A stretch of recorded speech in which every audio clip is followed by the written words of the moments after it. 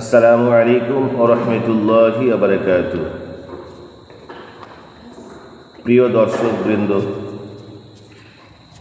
আপনারা সকলে ভালো আছেন। আমি আজকে আপনাদের সম্মুখে আলোচনা করব কালেমা তাইয়্যিবা। এই কালেমা তাইয়্যিবার ফজিলত বা কালেমা তাইয়্যিবার মহত্ব বা এর গুণাবলী সম্বন্ধে আলোচনা এবং মৃত্যুর পর আগত অবস্থা সমূহের প্রতি ঈমান। এ প্রসঙ্গে আপনাদের সম্মুখে সংক্ষিপ্ত আলোচনা করব ইনশাআল্লাহ। নাহমাদুহু ওয়া নুসাল্লি আলা রাসূলিহিল কারীম, আম্মা বা'দ। قال النبي صلى الله عليه وسلم عن أنس رضي الله تعالى عنه أن رسول الله صلى الله عليه وسلم قال لا تقوم الساعة حتى لا يقال في الأرض الله الله، وفي رواية لا تقوم الساعة على أحد يقول الله الله، وقال النبي صلى الله عليه وسلم। আলহামদুলিল্লাহ, সমস্ত প্রশংসা আল্লাহ সুবহানাহু তাআলার জন্য, যিনি আমাদেরকে পৃথিবীতে পাঠিয়েছেন, যিনি আমাদেরকে মানুষ করে পাঠিয়েছেন, যিনি আমাদেরকে সর্বশ্রেষ্ঠ নবী জনাবে মুহাম্মদ মুস্তাফা সাল্লাল্লাহু আলাইহি ওয়াসাল্লামের শ্রেষ্ঠতম উম্মত করে পাঠিয়েছেন। তাই আমরা সকলে বলি আলহামদুলিল্লাহ। আল্লাহ রাব্বুল আলামিনের নবী সম্বন্ধে একটি নাত পাঠ করছি। আজ নবী গো আমার বানায়া সংসার, শুয়ে আছেন সোনার মদিনায়। আজ নবী গো আমার গড়াইয়া সংসার, হিজরত করিলেন সোনার মদিনায়। আব্দুল্লাহর পৃষ্ঠ হতে আমিনার সেতমেতে, আব্দুল্লাহর পৃষ্ঠ হতে আমিনার সেতমেতে, জন্ম নিলেন নবী মক্কাতে। আজ নবী গো আমার গড়াইয়া সংসার, শুয়ে আছেন সোনার মদিনায়। আজ নবী গো আমার বানাইয়া বাজার, হিজরত করিলেন সোনার মদিনায়। নবী বলে হযরত আলী বিছানা আছে খালি, নবী বলে হযরত আলী বিছানা আছে খালি, আমার বিছানায় শুয়ে যাও। আজ নবী গো আমার বানাইয়া সংসার, হিজরত করিলেন সোনার মদিনায়। আজ নবী গো আমার গড়াইয়া সংসার, শুয়ে আছেন সোনার মদিনায়। ওই নবীর নামে দরুদ পড়িলে, ওই নবীর নামে দরুদ পড়িলে, হাবিয়া দোজখ নিভে যায়। আজ নবী গো আমার গড়াইয়া সংসার, হিজরত করিলেন সোনার মদিনায়। আজ নবী গো আমার বানাইয়া সংসার, শুয়ে আছেন সোনার মদিনায়।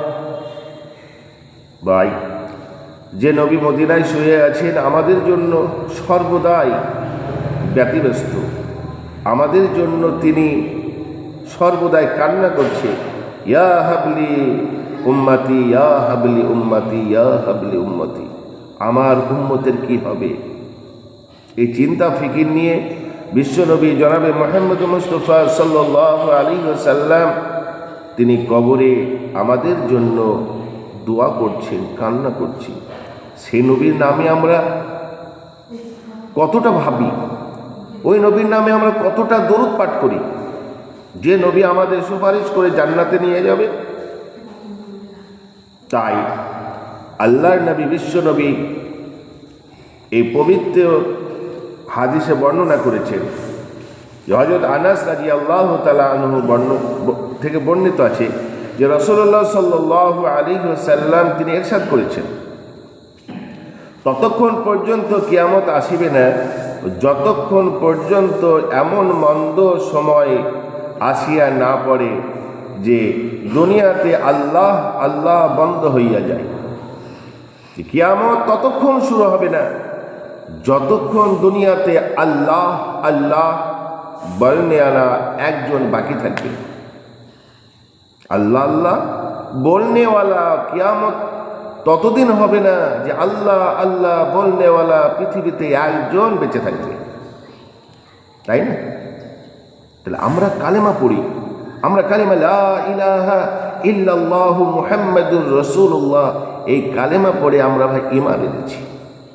ঈমান, এই ঈমানের এত দাম, এত পাওয়ার যে ঈমানদার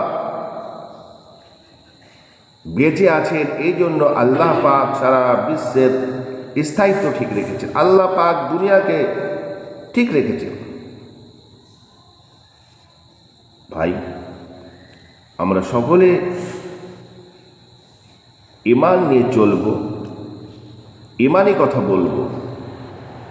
মানুষকে আমরা যখনই সাক্ষাৎ হবে তার অবস্থা আমরা জানবো যে তুমি কেমন আছো ভাই, তুমি নামাজ পড়ছো তো, তোমার পরিবার পরিবর্গ তারা নামাজ পড়ছে, এই সম্বন্ধে আমরা আলোচনা করব। এটা নয় যে তুমি কি চাকরি করো, তুমি কোন সোর্সে ইনকাম করো, তোমার ইনকামের সোর্স কি, তুমি চাকরি করো না ব্যবসা করো, এটা নয়। ঈমান সম্বন্ধে আমাদের আলোচনা করতে হবে। যদি আমরা ঈমান সম্বন্ধে আলোচনা করি, একে অপরকে ঈমানের বার্তা পৌঁছে দিই, আল্লাহ পাক আমার আপনার ঈমানকে তরুতাজা করবে, মজবুত করবে, পাওয়ারফুল করবে। মানুষ যখন একটা বল নিয়ে কোনো দেওয়ালে ধাক্কা মারে, বলটা তার দিকে ফিরে আসে, তদ্রূপ আমরা যখন কোনো মানুষকে দিনের কথা বলবো, তো এই দিনের আসরটা আমার কাছে ফিরে আসবে, আমার আমল করাটা সহজ হয়ে যাবে, আমি আমল করতে পারবো। যখন আমি মানুষকে ভালো কথা বলবো, এই ভালো কাজ করার আমার একটা উৎসাহ জাগবে। আমি মানুষকে বলবো তুমি মাথায় টুপি দাও, আমি যখন রাস্তায় বেরাবো আমি খালি মাথায় বেরোতে পারবো না, পারবো।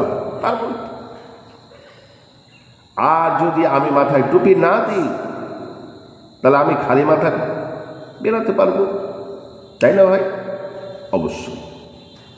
তাই আমরা ঈমানটাকে শক্ত করি, ঈমানটা মজবুত করি, ঈমান নিয়ে যেন আমরা কবর পর্যন্ত যেতে পারি। কবর এমন ভয়ঙ্কর জায়গা যে কবরের কথা যদি আমরা রাত্রিতে শুয়ে শুয়ে চিন্তা করি, ফিকির করি, গবেষণা করি কবর নিয়ে, রাত্রে আর ঘুম আসবে না। প্রিয় দর্শক, তাই জিনাদের কাছে আমাদের এই কোরআনের বার্তা, হাদিসের বার্তা পৌঁছাচ্ছে, যাদের কাছে যারা শুনছেন, আপনারা আমল করবেন, কোরআন নিয়ে চলবেন, হাদিস নিয়ে চলবেন, বিশ্বনবী সাল্লাল্লাহু আলাইহি ওয়াসাল্লামকে ফলো করবেন। তিনি দুনিয়াতে কোন কাজ করেছেন, কোন কাজ বর্জন করেছেন, সেটা আমাদের দেখতে হবে, তাই নয়? এবার যদি আমরা নবীকে ফলো না করি,